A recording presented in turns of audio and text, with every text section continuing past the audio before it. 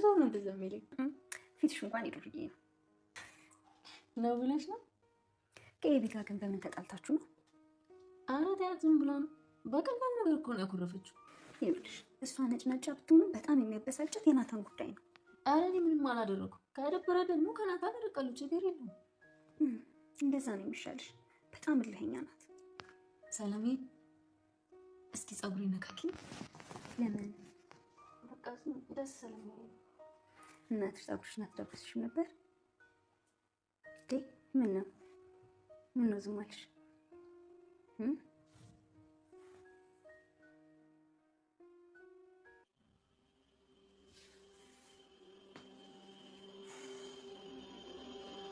አቢጌል ወይዳት ዳዳት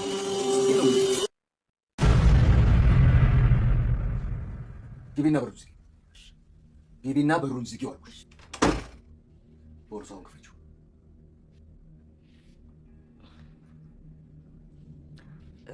ለምን አባዬ? ነገርኩሽ እኮ አባትሽ ነኝ። አድርግ የምልሽ ነገር ታደርጊያለሽ። ቦርሳውን ክፈችው እኮ። ለምንድን ነው የምከፍተው አባዬ? ክፈችው አልኩሽ። አንቺ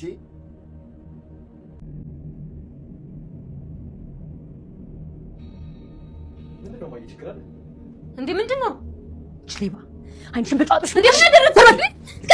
ዞር ብያለሁ። አትዞር ይቀጣጥ።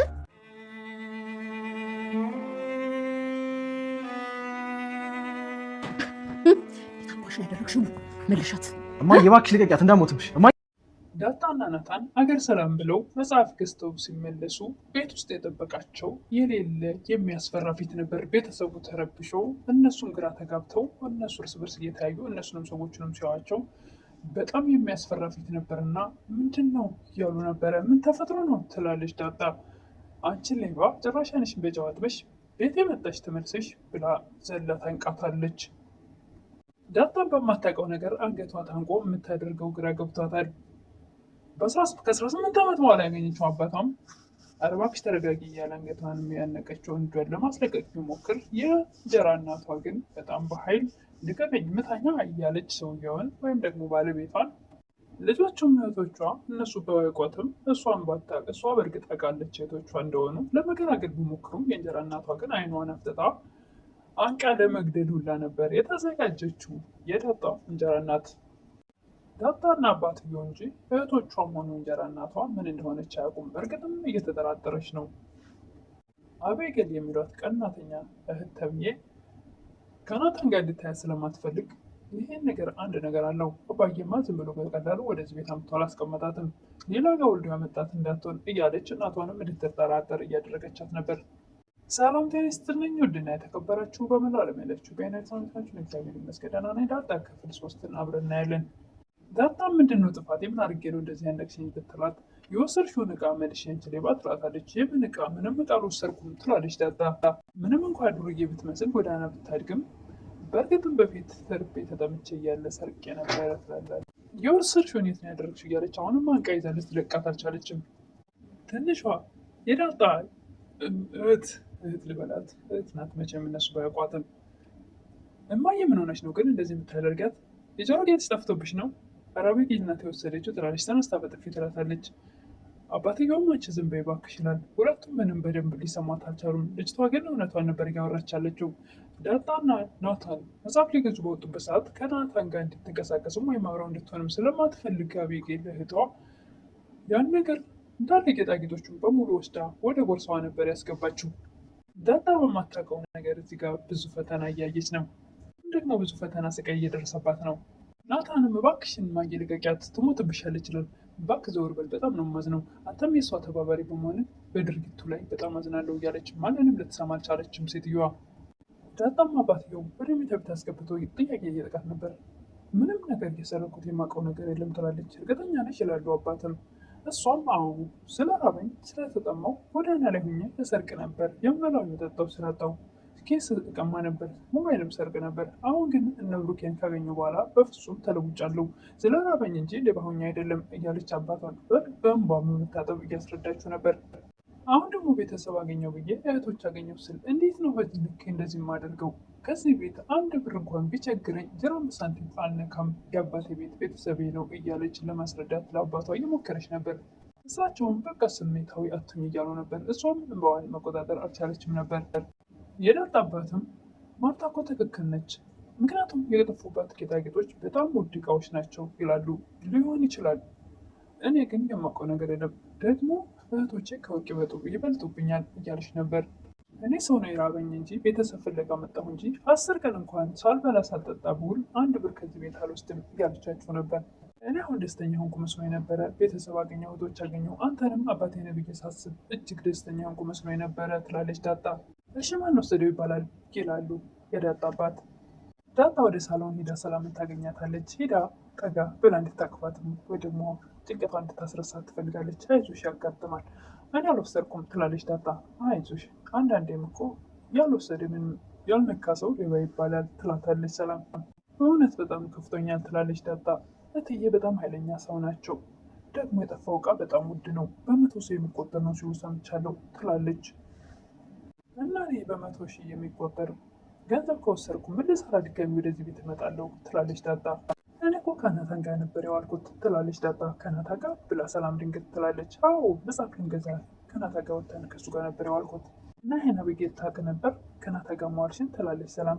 እኔ እንጃ ምን ነው ትላለች ሰላምም ትከዝ ትላለች። ይህን ነገር አቤጌል ከናታን ጋር ዳጣ ልታያት ስለማትፈልግ በተንኮል በክፋት እሷ እቃውን ደብቃው እንደሆነ የተረዳች ይመስላል ሰላም።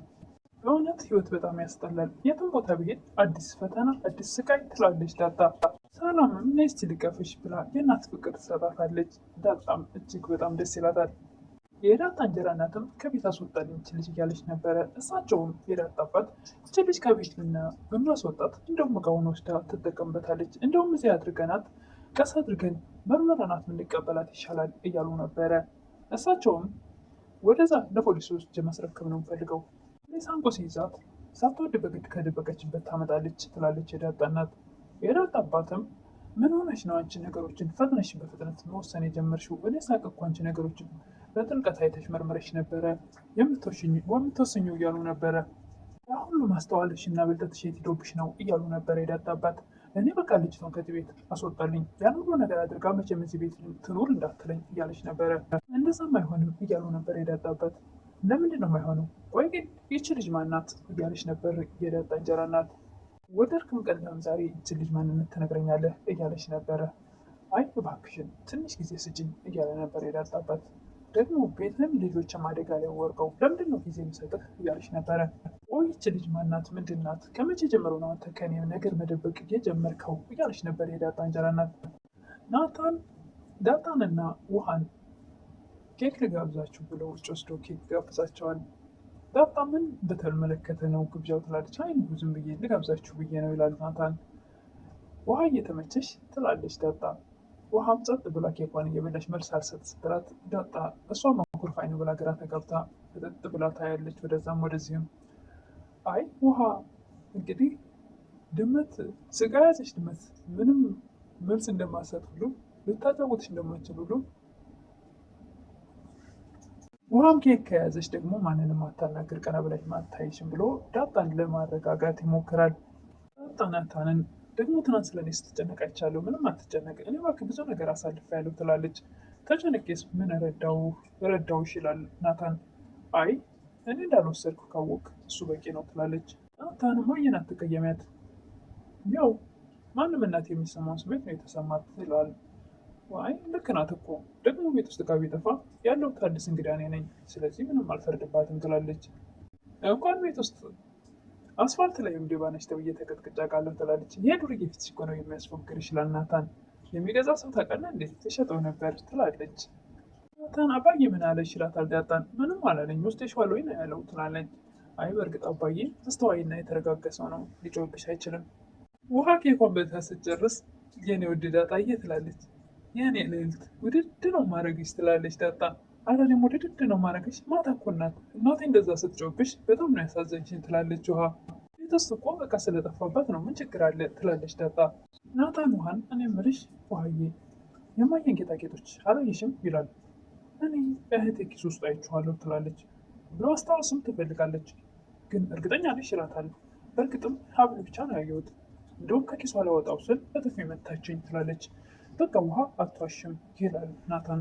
አንቺ እዚህ መቆየት አቤጌልን ያስደሰታት አይመስለኝም ይላል ናታን። ስለዚህ ምን ብላ ያደረገችው እሷ ነች ማለት ነው።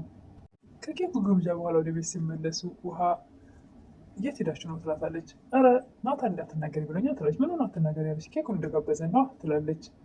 ከማን ከዳጣ ጋር ነው የጋበዛችሁ ትላለች። አሁን ግን እንዳትናገሪ ብሎኛል ትላለች። የልጅ ነገር አቤጌልም ከናታን ጋር በጭራሽ እንድታያት ስለማትፈልግ ዳጣን ልትጣላት ትፈልጋለች፣ ልትመታትም ትፈልጋለች። ምንድነው አንቺ ለምን ተከታተኛለች ትላለች። እኔ እኮ አልተከታተልኩሽም አንቺ ነሽ እንጂ ትላለች ዳጣ።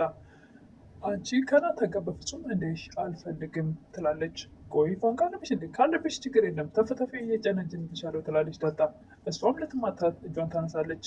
በይ ስነ ስርዓት ይኑርሽ፣ ማንታለቅ ማንታነሽ እስኪሆን እስኪታወቅ ድረስ እንዴት መክችኝ አልፈቅድልሽም ብላ እጇን እንቅ አድርጋ ትይዛታለች። በድንገት ሰላም እየደርሳ እንዴ ብላ ዳጣ የምነካችሁ ጋሽ ባያችሁ ይቆጣችኋል ብላ ሁለቱንም ለመገላገል ትሞክራለች። አቶ ተረጀ የዳጣ አባት ወደ ናታን ክፍል ሂዶ ለምን ፈለግኝ በሰላሙ ይላሉ። መኝታ ክፍል ድረስ አስመጣው አይደል? ይቅርታ እማዬ ጌጣጌጦች ጠፍቶባታል አይደል ይላል። አዎ ጠፍቶባታል። ደግሞ ማርታ በዚህ ነገር በጣም ተበሳጭታለች። ደግሞ ይች ልጅ ናት የወሰደችው እያለች በጣም ብጥብጥ ውስጥ ላይ ነን ይላሉ። እኔ ግን አይመስለኝም ይላል ናታን። እና ምንም የምታውቀው ነገር አለ ይላሉ አቶ ደረጀ። እሱም ምንም እንኳ ውሃ ለምስክርነት ማትበቃም፣ ግን ደግሞ በአቤጌል ኬስ ውስጥ የማየን ጌጣጌጦች አየሁ ብላለች። እሷ ደግሞ አትዋሽም እያለ ነበር። አቶ ደረጀም ምን ብሎ ይደነግጣሉ። ምናልባት አንተ ነገሮችን በጥንቃቄ ስለምትይዝ ነገሮች ወደ ብጥብጥ ከመሄዳቸው ይልቅ እውነቱ እንዲወጣ ለማድረግ ሞከር እያለው ነበር። እሳቸውም በጣም ተደንግጠው በተቆጥተው ከዛ ይወጣሉ። እሳቸውም ወደ ክላስ ሂደው ናይ በሩን ዘግተሽ ግቢ ብለው አቤጌልን በሩን እንዲዘጋ ያደርጓታል። በሩን ከዘጋች በኋላ ይሄን ቦርሳ ክፈች ይሏታል። ለምን እያለች እየተንቀጠቀጠች ነበር። እንግዲህ የዛሬው ይህን ይመስል ነበረ። ቦርሳውን ለመክፈት እጇ እየተንቀጠቀጠ ቪዲዮ ያለቀው እዚህ ላይ ነው እና ቀጣይ ምን እንደሚፈጠር የዳጣ እውነቱን መውጣቱ አይቀርም። እርግጠኛ ወርቆቹን በሙሉ ጌጣጌጦቹን የእሷ ቦርሳ ውስጥ እንዳለ። ደስ የሚለው ነገር ወደ ዳጣ ልብስ ውስጥ ወስዳ ለመጨመሯ የራሷ ኪስ ውስጥ ማስቀመጧ በጣም ጥሩ የዳጣና ንጽህና ይገለጻል ማለት ነው። እና የዛሬው ቪዲዮ ይህን ይመስል ነበር። በቀጣይ እስክንገናኝ መልካም ቆይታ እላለሁ። ለምታበረታቱኝ ቶች ምስጋና ይከርብ ነው። አዲስ የሆናችሁ ደግሞ ሰብስክራይብ እያደረጋችሁ ቤተሰቡን አበረታቱ ይላለሁ። አመሰግናለሁ።